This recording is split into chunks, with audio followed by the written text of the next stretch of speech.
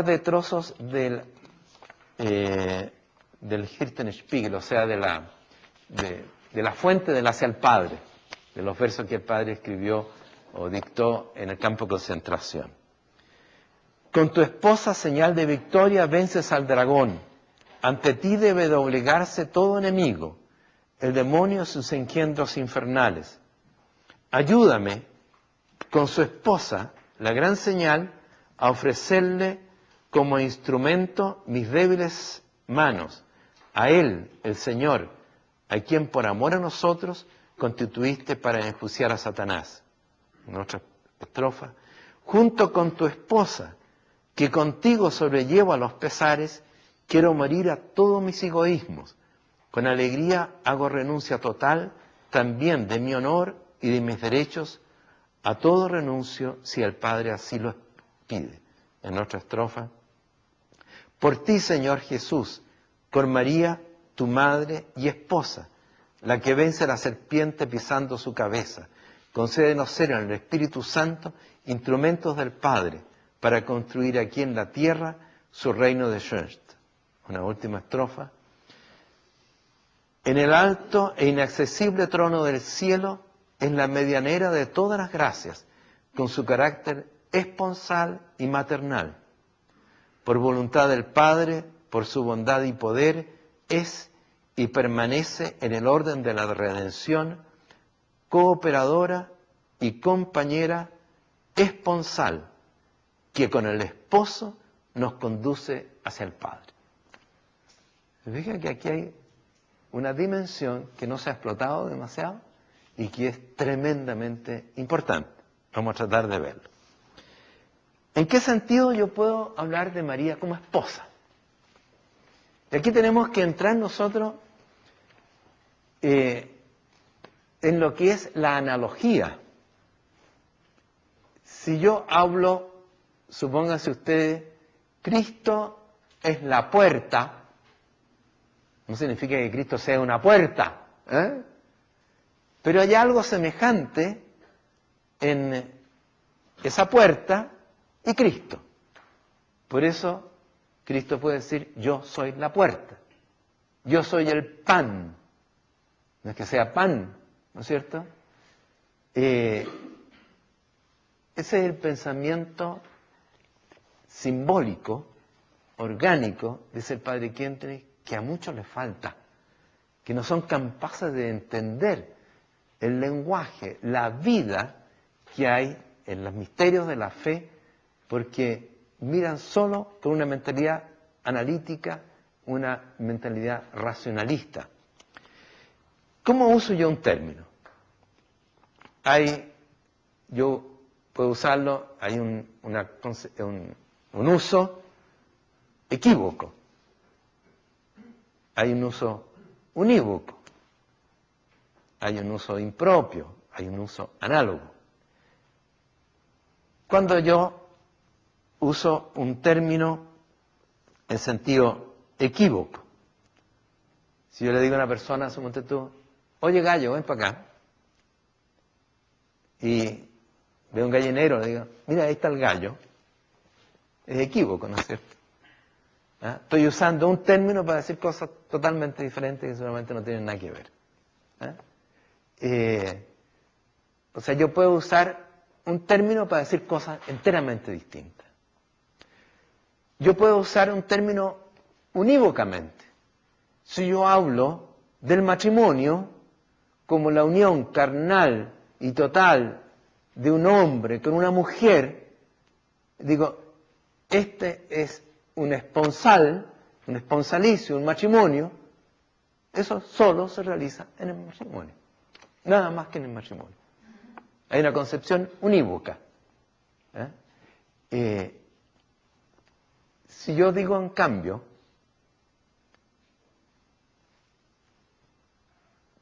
este es el buen pastor, si yo lo entiendo como lenguaje, como término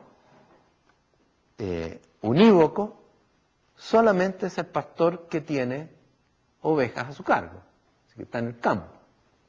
Pero si yo digo, tú eres el buen pastor, Esa persona a lo mejor nunca ha estado con ovejas y nunca ha estado en el campo, pero tiene algo que lo asemeja a este señor que es pastor.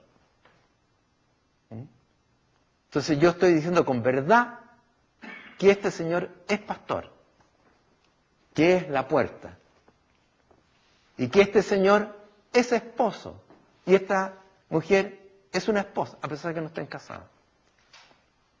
Por eso puedo hablar yo de la iglesia como esposa. La iglesia no está casada en el sentido unívoco, no. Pero hay una relación intrínseca, una semejanza intrínseca con lo que es una esposa, con lo que es la iglesia. Esto es bien importante tenerlo, porque si no, nunca yo podría llegar a entender en su plenitud que María es la esposa de Cristo. Ni tampoco entendería, ¿no es cierto?, que Cristo es el esposo de María. Cuando yo tomo el término análogo, hay una diversidad y hay una semejanza. Pero esa semejanza puede ser propia, menos propia, integral, no integral. Hay grados de semejanza. Y en el caso del término esposa, aplicado en el lenguaje bíblico teológico, hay una gama muy grande. Por ejemplo, yo digo que la humanidad tiene que tener una actitud esponsal frente a Dios creador. ¿Qué quiero decir con eso? Que la criatura tiene que abrirse a recibir la gracia de Dios, así como la esposa recibe a su esposo. ¿Me fijan? Yo estoy usando el término esposa en un sentido latísimo, generalísimo. Toda la creación tiene un carácter esponsal. Y yo puedo decir, ¿no es cierto?, uno de los errores mayores del tiempo actual es haber negado este carácter esponsal de la criatura respecto a Dios. Corta el cordón umbilical. ¿En qué otro sentido puedo hablar yo de María como esposa de Cristo? Piensen ustedes en San Pablo. ¿Se recuerdan de una frase de San Pablo que está en la epístola a los Corintios? Dice: os tengo desposados con un solo esposo, para presentaros cual casta virgen a Cristo. Le dice San Pablo a todos, hombres y mujeres, casados y no casados. ¿Qué significa eso? Que toda persona en gracia, ¿no es cierto?, que ha sido bautizada, pertenece a Cristo. Porque es iglesia. Y la iglesia es esposa. Pero en la medida en que nosotros somos iglesia, y cada uno lo somos, ¿no es cierto?, somos esposas de Cristo. Diga, siempre se está usando la palabra esposa en un sentido análogo, pero en diversas intensidades. Todas ellas corresponden a María, porque el carácter creatural, esponsal, o potencia obedencial frente a Dios, dicen los teólogos, está encarnado en la perfección en María. Si la humanidad entera está llamada a ser esposa, representante de toda esa humanidad de su carácter esponsal es María, más que nadie. Si toda alma en gracia es esposa de Cristo, ¿quién más que la plena de gracia va a ser esposa de Cristo? O sea, no tendría que llamarnos absolutamente la atención, ¿no es cierto?, decir que María es la esposa de Cristo. En un sentido amplio, análogo. Pero en un sentido análogo, estricto, ¿qué queremos decir? Que la relación que hay en un matrimonio entre un hombre y una mujer que se han entregado el uno al otro en el amor, en un amor total, para siempre, que los une en una sola carne, digamos, en un solo espíritu, en un solo ser, de alguna manera, y que se prolonga hacia otros, que forma un hogar, o sea, eso lo vive análogamente, en forma perfecta, la relación, lo refleja la relación de Cristo y María. Encontramos en el esposo, en Cristo, ¿no es cierto?, los rasgos que se dan en cualquier esposo, pero llevados a una potencia mayor. Y encontramos en María rasgos distintivos de la esposa en su mayor potencialidad. Y la relación que existe entre ambos, ¿no es cierto?, se da como en un matrimonio, como un buen matrimonio, pero elevado al máximo. Piensen ustedes aquí en lo que es matrimonio. ¿Qué es el sacramento del matrimonio? El sacramento del matrimonio, ¿no es cierto?, es un signo sensible ¿de qué? De la unión esponsal entre Cristo y María, entre la Iglesia y Cristo. Ese es el misterio del matrimonio. O sea, ustedes como matrimonio, los casados, hacen visible, tangible, actual, la unión que existe entre Cristo esposo y María esposa. ¿Cuál es el modelo? María esposa para la mujer, para la esposa. ¿Cuál es el modelo para el hombre? Cristo esposo.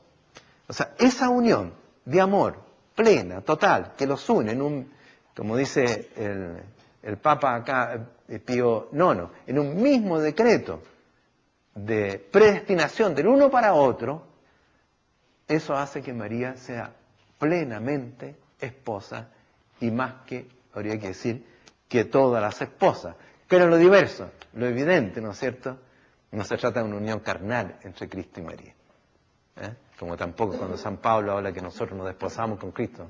Espérate, pues, o sea, ¿de quién me estás hablando? No, digamos.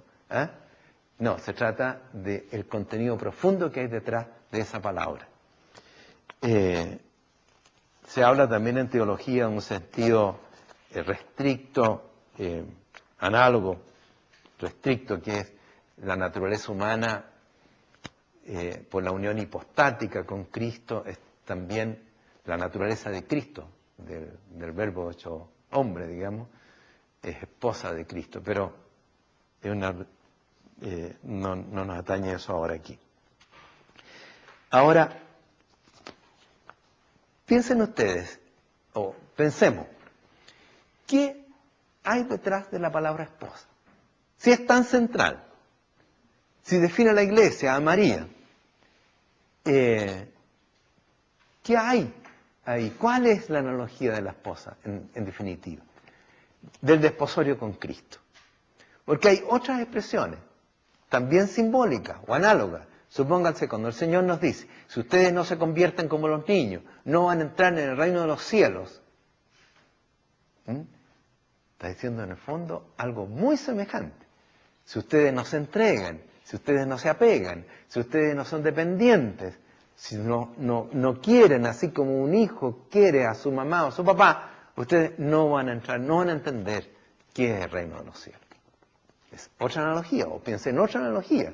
Bienaventurados los pobres de espíritu, porque ellos van a entrar en el reino de los cielos, ellos van a entender de qué se trata. Los pobres de espíritu, ellos van a poseer el reino. Pero ¿qué hay en esta otra analogía de más propio? Es la reciprocidad y de alguna manera la igualdad. Evidentemente que Cristo, como Dios, ¿no es cierto?, va a estar infinitamente sobre María.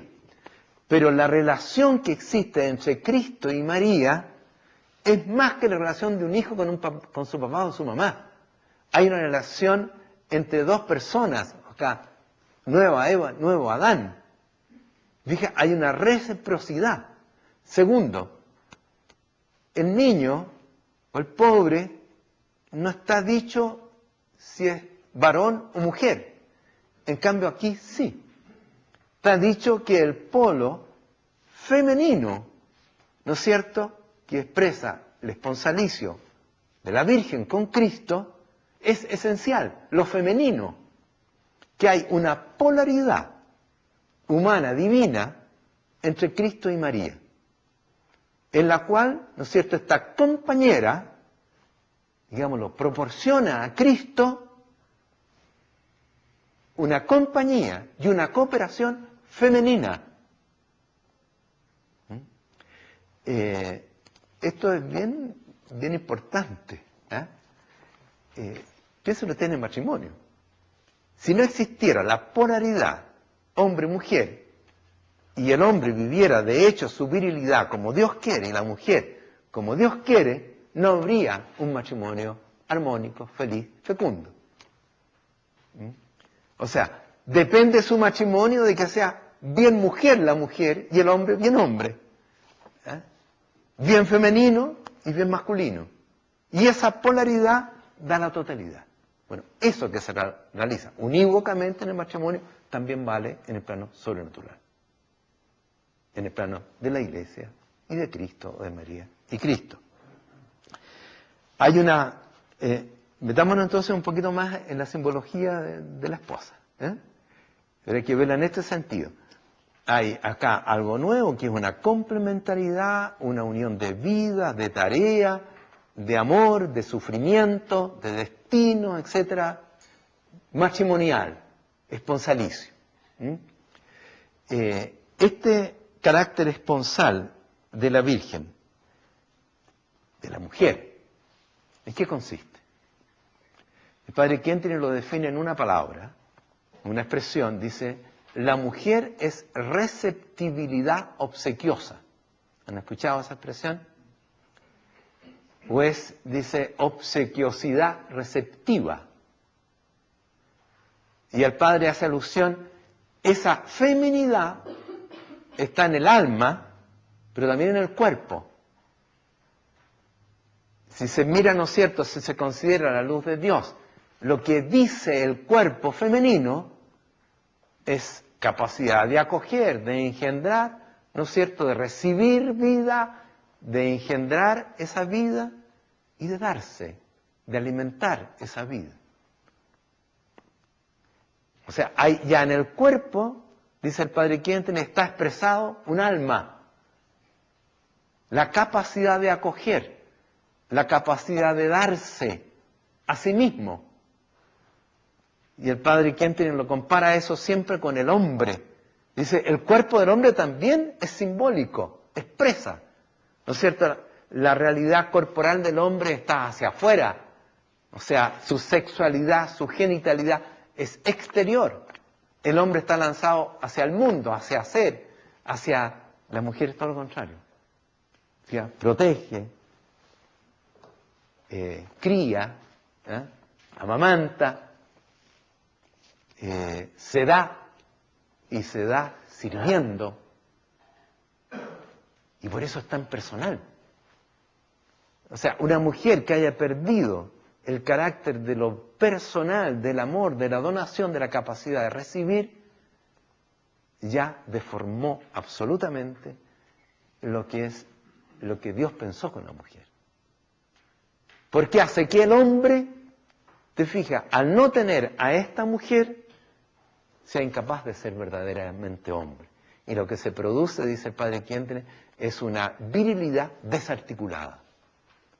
Porque este hombre, que es exterioridad, que es conquista, que es pensamiento, que es acción, que quiere producir, etcétera, etcétera, que es complementario a lo de la mujer, al no recibir el fluido, llamémoslo así, la riqueza femenina, dice el padre Kentenich, en dos líneas, como complemento de su ser y también de su actuar. Porque una masculinidad que no se complementa con la feminidad no llega a ser una plena masculinidad. Vale también para la mujer. Ahora, si esto se da en el plano unívoco, del hombre a la mujer, como estamos hablando, en el plano análogo, estas realidades se viven igual. Si la mujer falla, falla el hombre, falla el matrimonio, falla la iglesia y falla la cultura. Porque toda la realidad está hecha en base a esto. O sea, la base es la célula de la familia.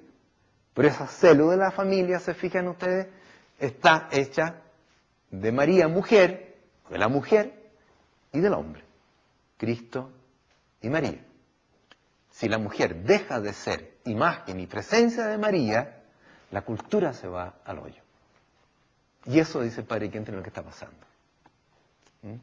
Eso es lo que ha pasado, con una trágica consecuencia, ¿no es cierto?, de una cultura hiper virilizada, desarticulada, etcétera, etcétera.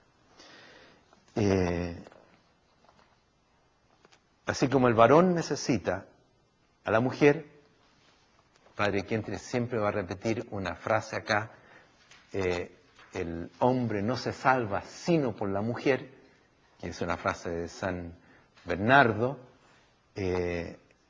dice, así como el hombre no se salva sino por la mujer redimida, siempre dice el Padre Quente, tampoco se salva la iglesia, no se salva el matrimonio, no se salva la cultura.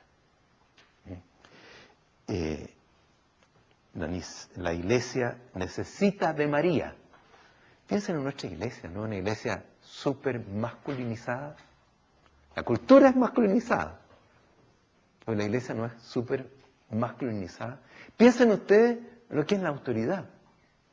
Cómo se ha ejercido históricamente la autoridad. Se ha ejercido extrapolando las cualidades masculinas. Una autoridad, ¿no es cierto?, que se ha convertido en capacidad de dominar, de poder, de usar y abusar de los demás. ¿Por qué? Porque le falta lo femenino. Le falta la maternidad, diría el Padre Quente. ¿No es cierto? Le falta el respeto por la vida, la donación de sí mismo, el servicio a los suyos, etcétera, etcétera. ¿Se dan cuenta que esta definición entonces del Padre Quente de María es súper importante y tiene una trascendencia enorme, desde todo punto de vista? Habría mucho que aquí hablar. Ahora sí que estamos llegando ya al término. Han aguantado harto ustedes. Bueno, está de alguna manera todo en el libro, ¿no es cierto? O sea, ahí van a poderlo leer tranquilos, pero de repente puede servir también esta aplicación más general para poder entrar al libro ya con una cierta visión de conjunto. El Padre Quente, después que explica esto, se mete más todavía a fondo, dice, ahora vamos a ver, María es compañera, colaboradora, esponsal, al inicio, en la cumbre de la redención, y también lo es ella en la repartición de los frutos de la redención. Esto es otro mundo que habría que meterse, se los insinúo simplemente. Si María fue la esposa de Cristo, la madre esponsal, al inicio de la redención, acogiendo la palabra de Dios, ¿no es cierto?, poniéndose a disposición en esa actitud, digamos, esponsal de abertura, con el sí quiero, yo soy la sierva del Señor. De ahí se deducen para nosotros, de esta imagen de María, un cambio radical en nuestra persona. Porque si nosotros, por la alianza de amor, si nosotros que somos marianos, queremos asemejarnos a María, tenemos que en primer lugar asemejarnos en esto. Total dependencia de Dios, abertura a lo que Dios quiera. Así como dice María, lo que tú quieras, sí. El Padre Quente va a decir igual, poder en blanco, Señor, haz conmigo lo que quieras. ¿Me quieres cambiar la plana de mi vida? ¿Quieres que me resulten mis cosas o no me resulten? Lo que tú quieras. Incondicional, sí. Esa es la actitud esponsal de María. Lo que quieras, Señor.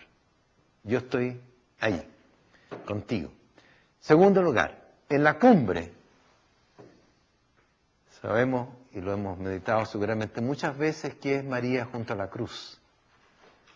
Pero pensemos aquí ahora, María junto a la cruz como imagen y símbolo de lo que yo tengo que ser con el Señor. Yo también soy corredentor. Yo también tengo mi parte en la corredención. También el Señor me llama a mí a corredimir. Piensen ustedes lo que es una piedad mariana, sentimentalista, pedigüeña, ¿no es cierto?, pasiva, qué sé yo, póngale todos los ismos que crean. Con esto se destruye esa espiritualidad.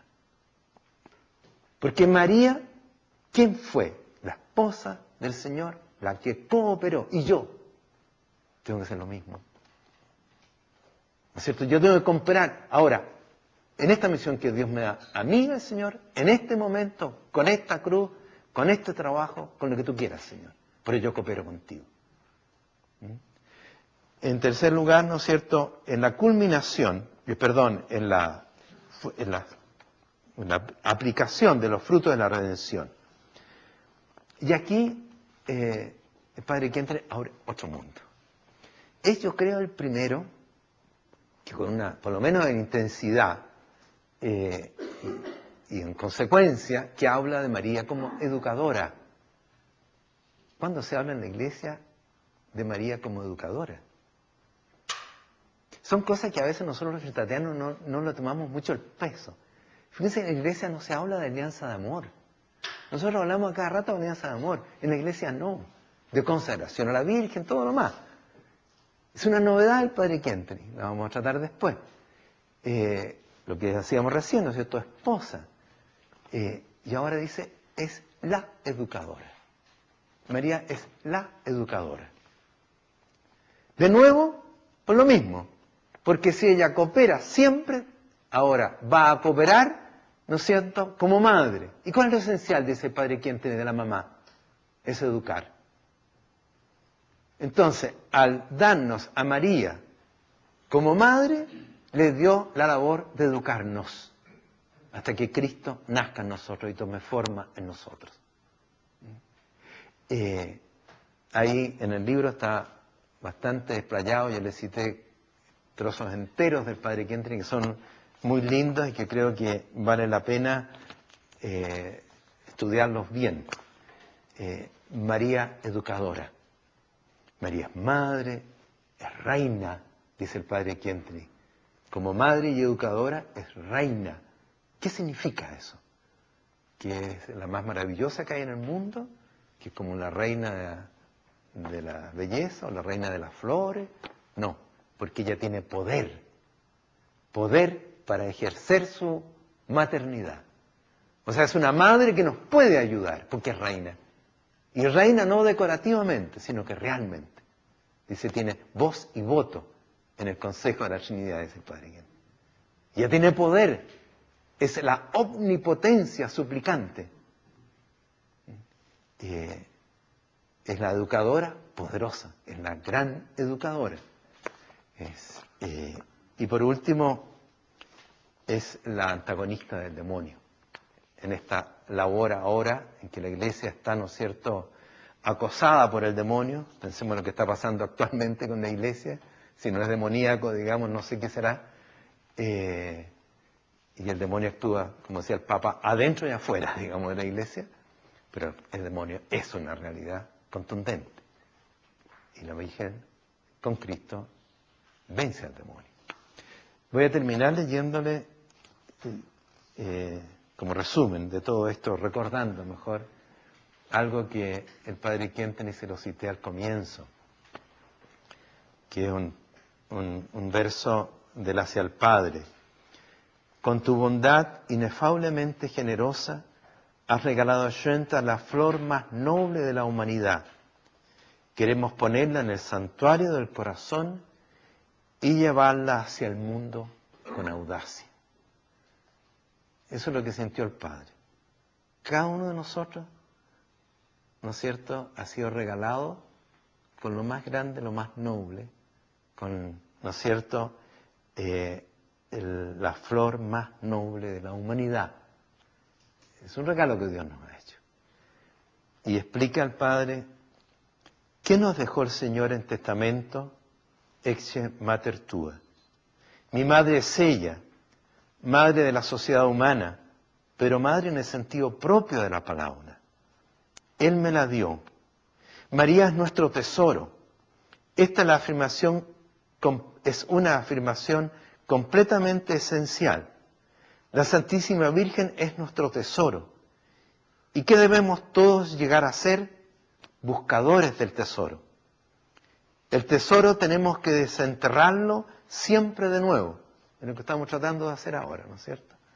Debemos desenterrar siempre de nuevo ese tesoro. ¿Qué tenemos que llegar a ser una y otra vez?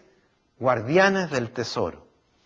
Y si somos guardianes del tesoro, custodiamos a la Virgen María y nadie nos la podrá arrebatar.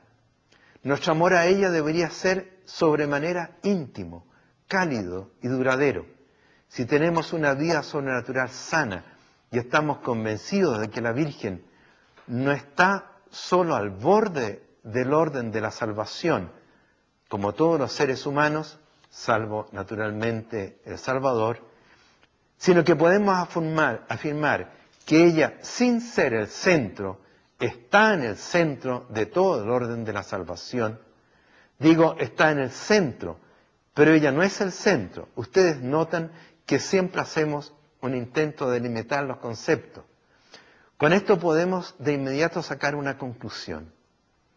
Qué inconmensurables sentimientos, pensamientos y cuidados maternales de María encuentran aquí su fundamento. Si sigo pensando, es un pensamiento que yo personalmente, en momentos tranquilos, medito con gusto. Si fue concebida inmaculada, su corazón es plenamente femenino, plenamente maternal. Probablemente no alcanzarán a medir toda la dimensión de esta sencilla y simple frase. Dios Padre debe regalarles aquí alguna vez una visión más profunda. ¿Qué riqueza puede esconderse en un corazón femenino? Esto generalmente ni lo sospechamos, incluso si hemos tenido una madre maravillosa. Esos son tesoros, infinitas riquezas. Si eso es verdad, deben pensarlo, meditarlo en forma puramente humana. ¿Cómo habrá debido ser de cálido el corazón maternal de la Virgen María? Pues fue sin pecado original. Ese es el pensamiento que profundizo con tanto gusto. Ahora la Virgen está con su cuerpo, por tanto con su corazón en el cielo, calificada en el cielo. Bueno, yo creo que ha sido larguísimo esto, pero el trabajo más importante va a ser el que ustedes hagan a meterse en este mundo, a elaborarlo, tomar, como decíamos, un aspecto y desarrollarlo. Hay muchas cosas que no se podían decir ahora, pero que hay que trabajarlas para que seamos realmente, como dice el Padre, desenterradores del tesoro.